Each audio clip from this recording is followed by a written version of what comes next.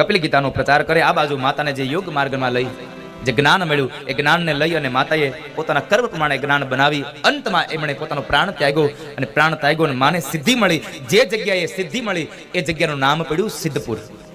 બિંદુ સરોવરના કિનારે સિદ્ધપુર બન્યું. એ સિદ્ધપુરમાં પણ જઈ આજ પણ કળિયુગનો કોઈ દીકરો માની જો પિંડાન વિધિ કરે તો ત્યાં માને મુક્તિ મળે છે. અને કહેવાય છે ગંગા અને સાગર માં એટલા પુણ્યનો પ્રતાપ છે કે સારે તીર્થ બારંબાર ગંગા સાગર એક બાર.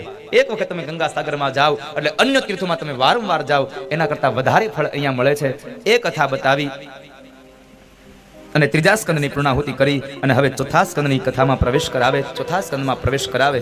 અને એ ચોથો સ્કંદ ભગવાન બાદરાઈને બોલ્યા છે, યોऽन्तઃ પ્રવિશ્ય મમ વાચમિમાં પ્રસૂપ્તા સંજીવયત્યખિલધ્યક્તિધર સ્વધામ્ના અન્યાસ્તહસ્તચરણ શ્રવણત્વગાદિના પ્રાણાન્નમો ભગવતે પુરુષાય તુભ્યમ.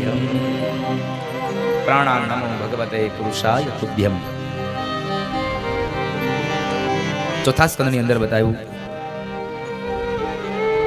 કરદમ ઋષિને ત્યાં 9 કન્યાઓ થઈ.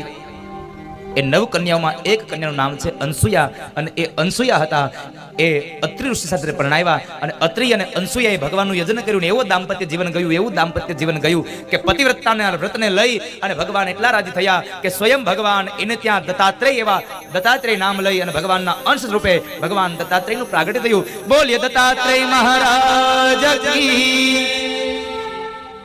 ભગવાન દત્તાત્રેયનું પ્રાગટ્ય થયું. એ કથા બતાવી અને ત્યારબાદ કહે છે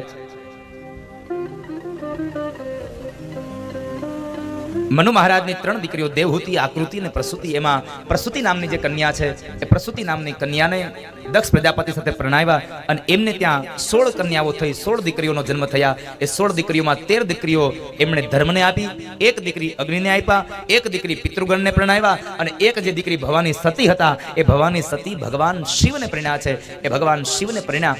પણ એ જે ભગવાન શિવને પરણ્યાને એ ભવાનીએ પોતાના બાપના ઘરે આવી અને અગ્નિમાં બળી મરી અને દેહનો ત્યાગ કર્યો છે. બાપના ઘરે આવીને બળી મરી શબ્દો સાંભળ્યા એટલે એ જ સમયે વિદુરજી મહારાજે પ્રશ્ન કર્યો, બાપજી